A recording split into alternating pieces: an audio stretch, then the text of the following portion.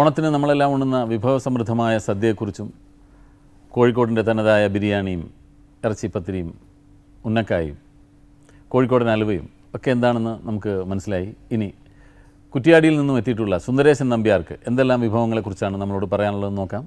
ഞാൻ വിനയപൂർവ്വം ക്ഷണിക്കട്ടെ സുന്ദരേശൻ നമ്പ്യാർ.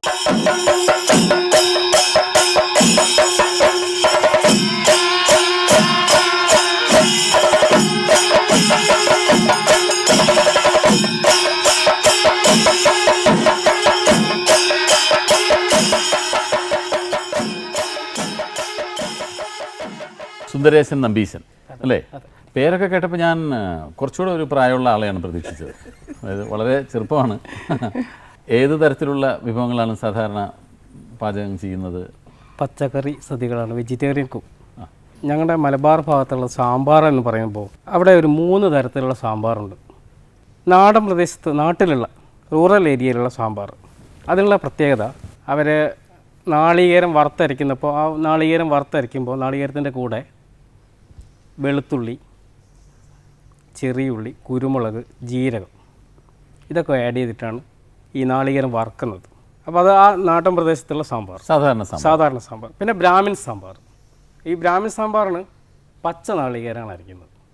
അങ്ങനെയാണോ ചേട്ടാ? നമ്മളുടെ അവിടെയൊക്കെ വലിയ വറുത്തരച്ചാണ് ഇവിടെ. നാളികേരം വറുത്തിട്ടാണ് മുളകും മല്ലിയും കൂടി വറക്കുന്നിട്ട് അതിൻ്റെ മുകളിൽ തേങ്ങ വറുത്തിട്ട് അരയ്ക്കുക. ഇതെങ്ങനെയാണ്? പച്ച നാളികേരം. ബാക്കിയെല്ലാം അതേ മെത്തേഡ് തന്നെ വരുന്നുള്ളൂ. നാളികേരം വരയ്ക്കുന്ന ഈ വറുത്തരയ്ക്കുന്നതിലുള്ള വ്യത്യാസങ്ങൾ മാത്രമാണ്. പിന്നെ ഒരു സാമ്പാർ ഇതിൽ നിന്നൊക്കെ വ്യത്യസ്തമായിട്ട് രണ്ടും കൂടെ കൂടിച്ചേർന്നൊരു സാമ്പാർ എന്ന് പറയുമ്പോൾ രണ്ടിൻ്റെയും നല്ല വശങ്ങൾ ഉൾക്കൊണ്ട്. പിന്നെന്തൊക്കെയാണ് സുന്ദരേശൻ അവിടുത്തെ സദ്യവട്ടങ്ങളുടെ പ്രധാന ഐറ്റം? സദ്യവട്ടങ്ങളിൽ പിന്നെ മുളകേശ്യം എന്ന് പറയുമ്പോൾ അത് നമ്മൾ പലരും കേട്ടിട്ടില്ലാത്ത ഒരു വിഭവമാണ് മുളകേശ്യം. മുളകേശ്യം ഉണ്ടാക്കുന്നത് 2 തരത്തിലുണ്ടാക്കാം. ഒന്ന് നമ്മുടെ പച്ചമത്തൻ, മമ്പയർ. അതിനകത്ത് ആ ഉണ്ടാക്കുന്നത് മമ്പയർ, പച്ചമത്തൻ വേവിച്ചതിന് ശേഷം വേവിക്കുമ്പോൾ തന്നെ മഞ്ഞൾപ്പൊടി, കുരുമുളക് പൊടി ചേർത്തിട്ടാണ് വേവിക്കുന്നത്. അപ്പോൾ മുളകേശ്യം എന്ന് പറയുമ്പോൾ അതിൻ്റെ പ്രാധാന്യം കുരുമുളകാണ്. അങ്ങനെയാണ് അതിന് മുളകേശ്യം എന്നുള്ള പേര് വരുന്നത് തന്നെ. അപ്പോൾ കുരുമുളക് കുറച്ച് കൂടുതലായിട്ട് ഇട്ടിട്ടാണ് ഇത് വേവിക്കേണ്ടത്. കുരുമുളക് നന്നായിട്ട് വേവണം, എന്നാലേ ആ കറിക്കുള്ള ടേസ്റ്റ് ഉണ്ടാവുള്ളൂ.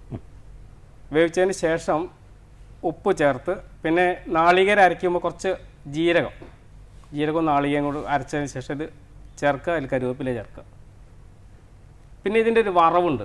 വറവെന്ന് പറഞ്ഞാൽ ഈ വെളിച്ചെണ്ണ അടുപ്പത്ത് വെച്ച് അതിൽ കടുക് പൊട്ടിയതിന് ശേഷം ഉഴുന്ന് പരിപ്പിട്ടതിന് ശേഷം കുറച്ച് നാളികേരം ഇട്ട് വറുത്തിട്ടിട്ട് അത് ഇതിനകത്ത് ചേർത്ത് കഴിഞ്ഞാലാണ് ആ മുളകേശ്യം ആവണത്.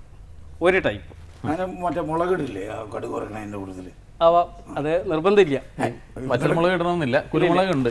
അല്ല, വറ്റൽമുളക് ഇവിടെ ഇടാറുണ്ട്. അല്ല, മുളകേശ്യം നമ്മളിവിടുത്തെ ഒരു കറിയാണോ? അപൂർവ ചില സ്ഥലങ്ങളിലുണ്ട്. അത് എനിക്ക് തോന്നുന്നത് അവിടെ നിന്നൊക്കെ ആരെങ്കിലും ഈ നാട്ടിൽ വന്ന് ഉണ്ടായതായിരിക്കുള്ളൂ. ശരിക്കും തേങ്ങയും ജീരകവും കൂടി അരച്ച് ചേർക്കും. ഷൊർണൂർ ഭാഗങ്ങളിലൊക്കെ ചെല്ലുമ്പോഴാണ് നമ്മൾ ഒറ്റപ്പാലം അവിടെയാണ് ഈ മുളകേശ്യത്തെ പറ്റി കേട്ടിട്ടുള്ളത് അല്ലേ? പിന്നെ രണ്ടാമതൊരു തരമുള്ളത് ഇതിന്റെ കഷ്ണങ്ങൾ മാറുന്നു എന്നുള്ള വ്യത്യാസമുള്ളൂ. ചേനയും കായും കൂടി, നേന്ത്രക്കായും ചേനയും ആവുന്നു എന്നുള്ള വ്യത്യാസമുള്ളൂ. ശരി. അപ്പോൾ ടേസ്റ്റ് മാറുന്നുണ്ട്. കാരണം നേന്ത്രക്കായും ചേനയാകുമ്പോൾ മത്തൻ്റെ ആ ടേസ്റ്റ് പോയിട്ട്, മത്തൻ്റെ മമ്പയറിൻ്റെ ടേസ്റ്റ് പോയിട്ട് മറ്റൊരു ടേസ്റ്റിലേക്ക് നമ്മൾ വരുന്നുണ്ട്. നമ്മുടെ ആദ്യത്തെ കറി കാളനായിരുന്നു. കാളൻ മീൻസ് ഈ നേന്ത്രക്കായ ചേന ചേർത്തിട്ട് തൈരും ജീരകവും നാളികേരം കൂടെ അരച്ചിട്ട് തൈര് ചേർത്തുള്ള ഒരു കറിയായിരുന്നു കാളൻ. അപ്പോൾ അത് കുരുമുളക് കൂടി ചേർക്കും. ഇട്ടുപോയത് ചേട്ടൻ ചേർത്തോ? കുറച്ച് കുരുമുളക് കൂടി ചേർത്തോ? ശരി.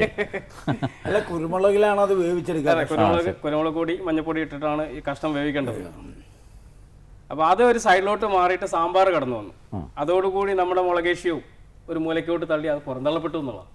ഇപ്പം ഈ മുളകേശ്യത്തിന് പകരമായിട്ട് കടന്നു വന്ന ആൾക്കാർ ഇതൊക്കെ ഡെവലപ്പ് ചെയ്ത് വന്നതായിരിക്കാം. എരിശ്ശേരി പിന്നെ വേറെ ടൈപ്പ് കൂട്ടുകറിയും. അപ്പോൾ കൂട്ടുകറി ഈ പ്രദേശത്തുണ്ടോ എന്ന് എനിക്കറിയില്ല. ഇപ്പം ഞങ്ങളുടെ ഭാഗത്ത് കൂട്ടുകറിക്ക് ഒരു പ്രാധാന്യമുണ്ട്. കൂട്ടുകറി അവിടെ ചെയ്യുന്നത് കടല, ചേന, കായാണ്. കടലപ്പരിപ്പാണ് വരുന്നത്. അപ്പോൾ സ്വാദിൽ വ്യത്യാസം വരുന്നുണ്ട്. തിരുവനന്തപുരത്ത് വയ്ക്കുന്ന സാമ്പാറിലൊന്നും സാധാരണ തേങ്ങ അരച്ച് ചേർക്കാറില്ല. കടലപ്പരിപ്പ് വറുത്താണ് അരയ്ക്കുന്നത്. കടലപ്പരിപ്പ്, മല്ലി, മുളക്, ഉലുവ. വേറെ തേങ്ങയൊന്നും ഇവിടെ ആരും ഉപയോഗിക്കുന്നത് കണ്ടിട്ടില്ല. നിങ്ങൾ പറഞ്ഞ പോലെ തന്നെ അവിടെ ഈ കടലപ്പരിപ്പ് വറക്കാറില്ല ഞങ്ങൾ. ഇവിടെ കടലപ്പരിപ്പ് വറക്കും.